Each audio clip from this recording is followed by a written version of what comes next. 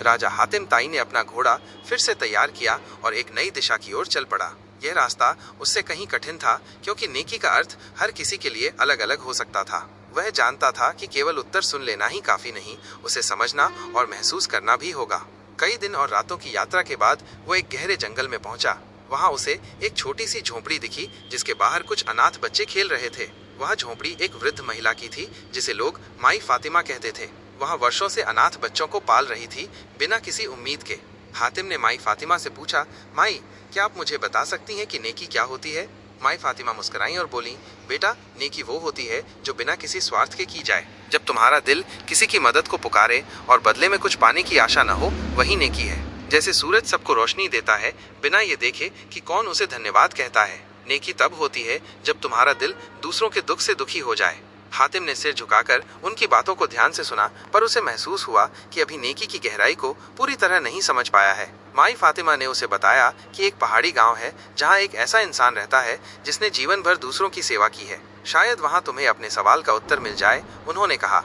हातिम वहां से निकल पड़ा और कई मीलों की कठिन चढ़ाई के बाद उस गाँव में पहुंचा। वह गाँव पहाड़ की चोटी पर बसा था और वहाँ का वातावरण बेहद शांत और सादा था। गाँव में एक व्यक्ति था, बुजुर्ग और सरल, जिसे सब बाबा अमीन कहते थे। वह रोज गांव वालों की मदद करता।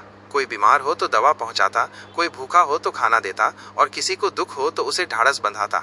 हातिम ने बाबा अमीन से पूछा, हे सज्जन, क्या आप मुझे बता सकते हैं कि नेकी क्या है?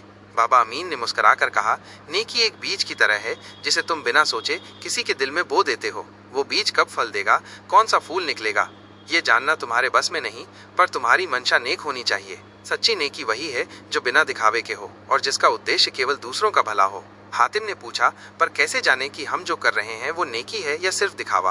बाबा अमीन ने उत्तर दिया, जब तुम किसी की मदद करके उसे भूल जाओ और बदले में कुछ न चाहो, वो नेकी है। लेकिन जब तुम दूसरों से उसकी चर्चा करो या उसका बदला चाहो, तो वो सौदा है, नेकी नहीं। उसी गांव में एक दिन रात को तेज तूफान आया। गांव की नदी का पानी बढ़ने लगा और एक झोपड़ी में एक महिला और उसका बच्चा फंस गए। लोगों को डर था कि पानी उन्हें बहा ले जाएगा।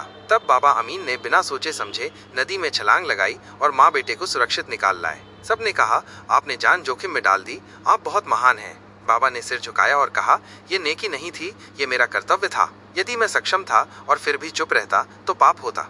हातिम को अब समझ आने लगा था कि नेकी केवल दान देना या मदद करना नहीं है, बल्कि दिल की सच्ची भावना है जो बिना डर, बिना उम्मीद के प्रकट होती है।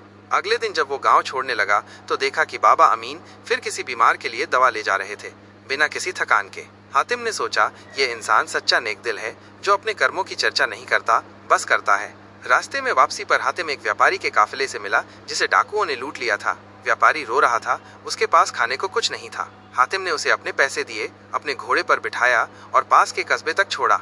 जब व्यापारी ने पूछा, आपका नाम क्या है? मैं आपका एहसान नहीं भूलूंगा, तो हातिम मुस्कुराया और बोला, किसी नेक काम का एहसान नहीं चुकाया जाता, उसे आगे बढ़ाया जाता है। उस दिन हातिम ने जाना कि नेकी किताबों में नहीं, बल्कि छोटे छोटे कर्मों में छुपी होती है। और जब कोई दिल से निस्वार्थ भाव से किसी के लिए कुछ करता है तो वो सच्चे अर्थों में नेक इंसान कहलाता है।